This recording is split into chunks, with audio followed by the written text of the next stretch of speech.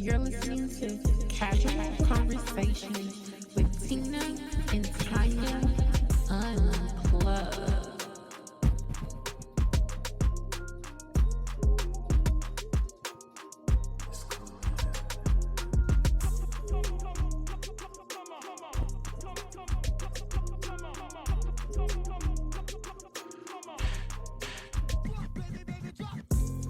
You're listening to Casual Conversations with Tina and Tanya Unplugged.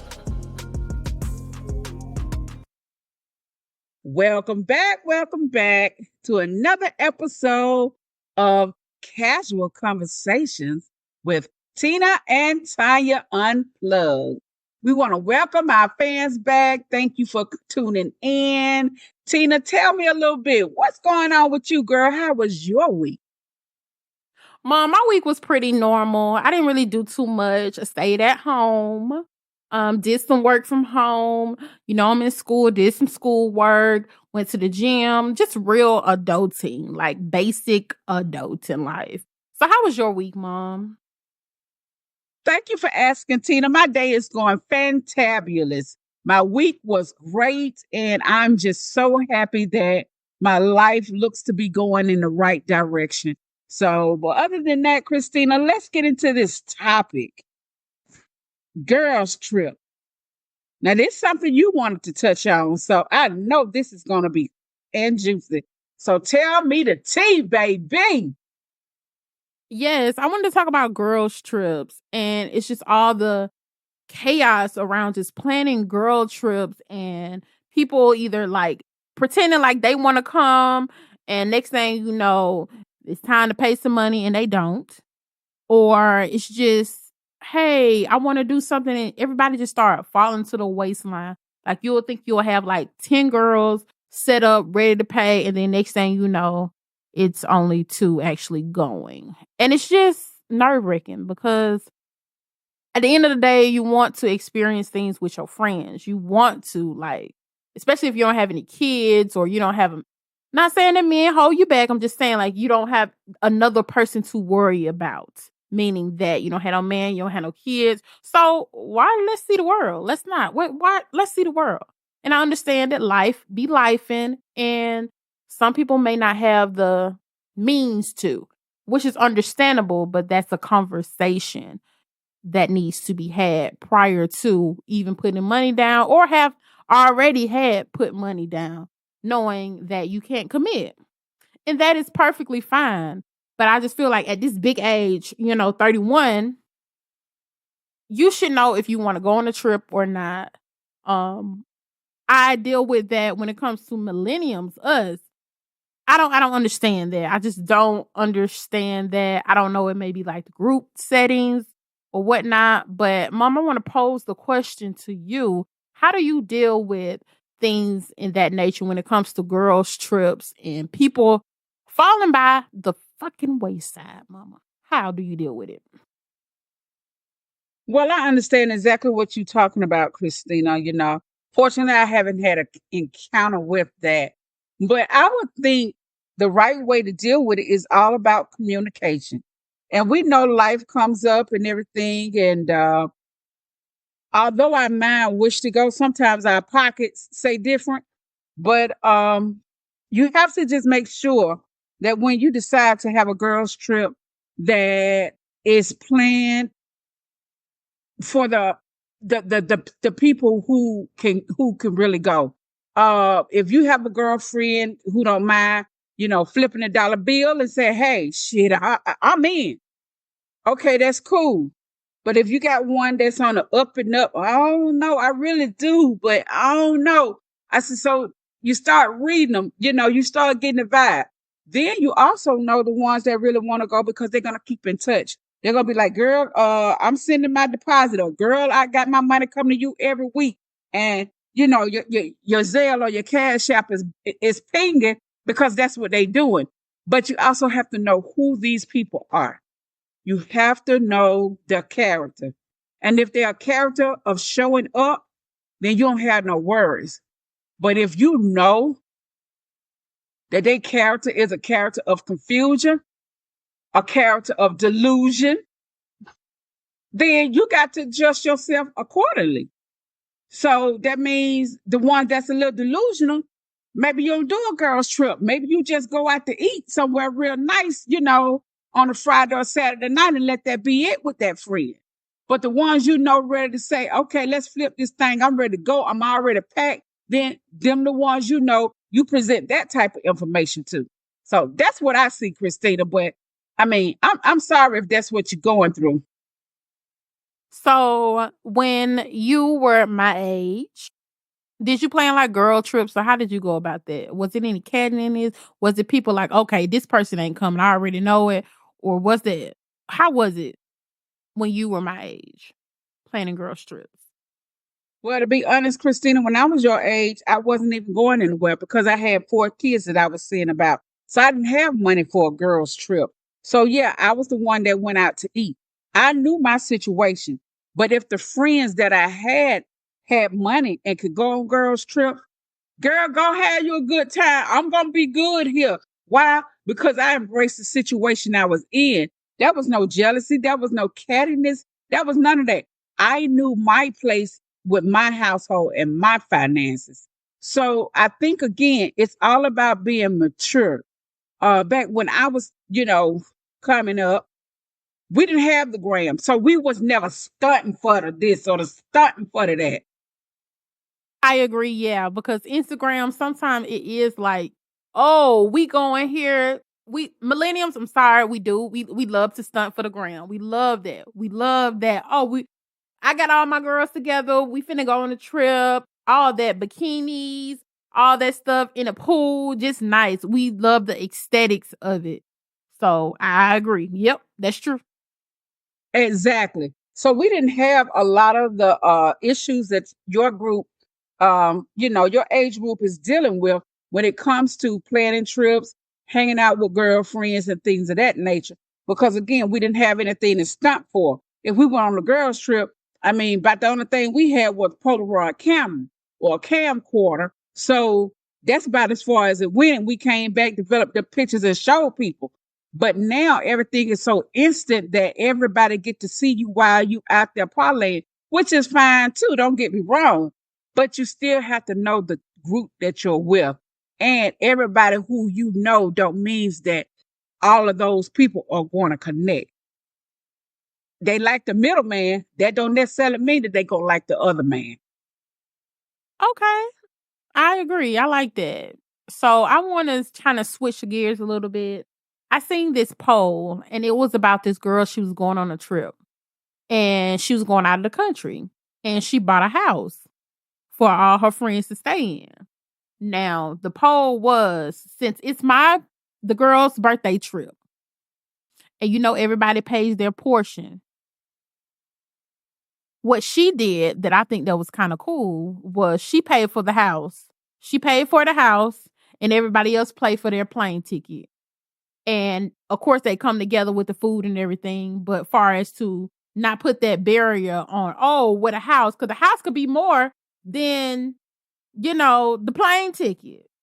So if they plan for the house and the plane ticket, and if you really truly want these people to go, you want to make it feasible for your friends. Because again, it's your birthday and we want to be there for you. But I don't think it's right for other people to chip in when it comes to, okay, where we staying at or all this stuff. And especially like across the country. Like that's crazy. Yeah, that was a nice gesture for her to do that, and I agree. I pay for the house, y'all pay for the plane ticket because I'm asking y'all.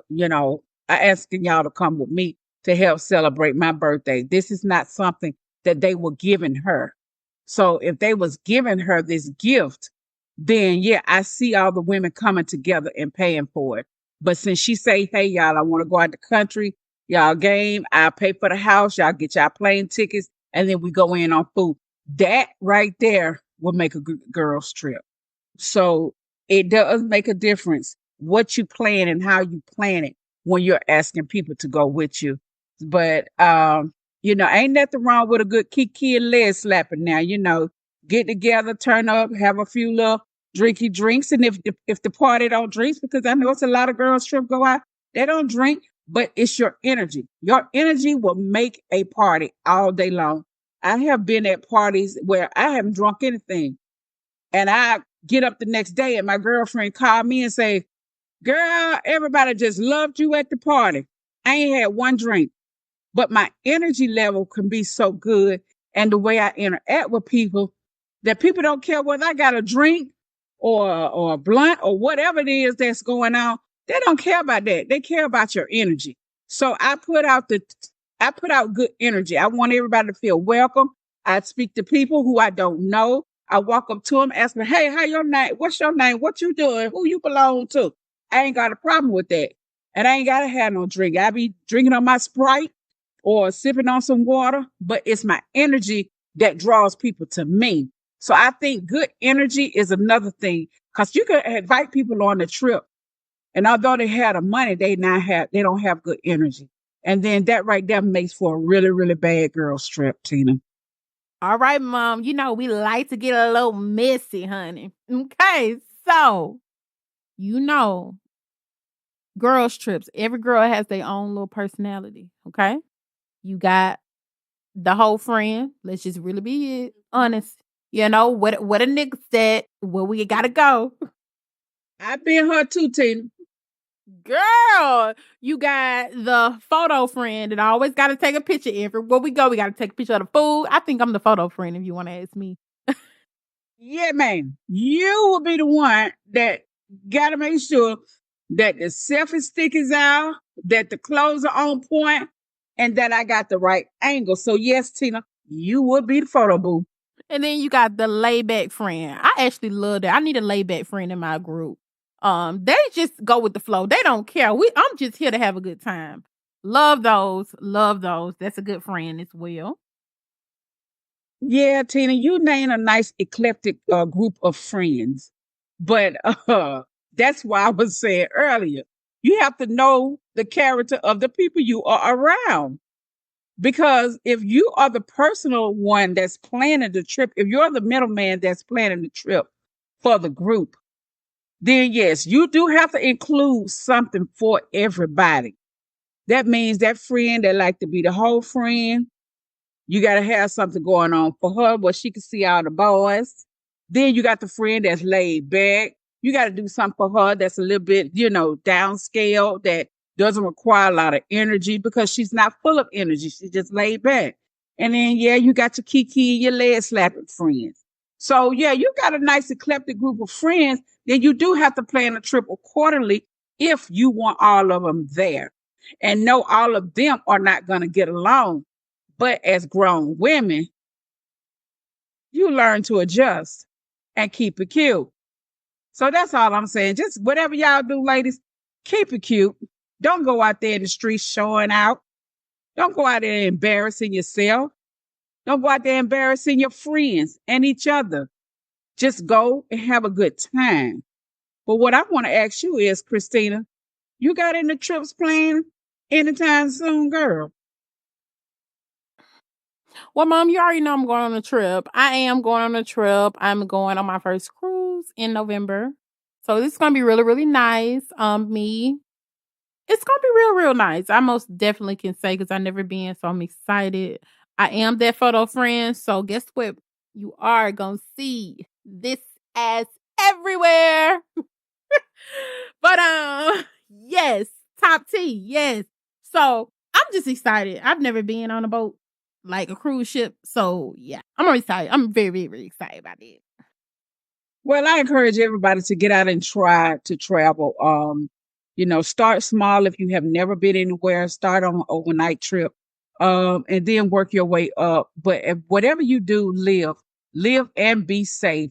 And just remember, everybody got laws and things that they do differently, and we got to respect that. But other than that, live, because this is the only life we have. All right. I agree, Mom. We want to respect everyone's state laws or country laws, wherever we're traveling to, because your ass will get locked up, Pookie. Okay? So we don't want to do that. We don't want to disrespect nobody, and we want to come back home safely. So, Mom, we get into the Bop of the Week, boo. What Bop of the Week you gonna tell the people about today? All right, Tina, my bop of the week is Keith Sweat. It's a right and a wrong way to love somebody. Baby, when I tell you he sings that song, he sings that song. Because I know all my old school girls and old school men know about a right and a wrong way to love somebody. Come on, Keith, baby. He rocked that thing.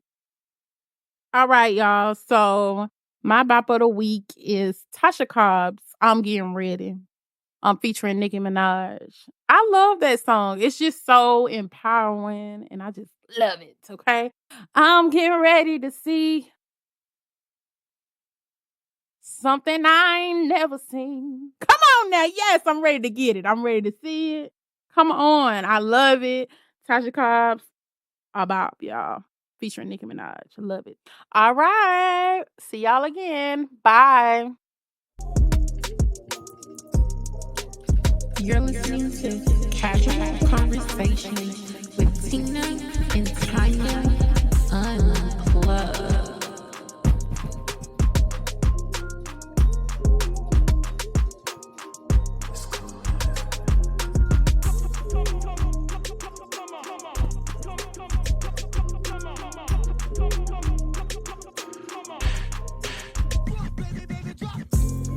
You're listening to Casual Conversations with Tina and Tanya Unplugged.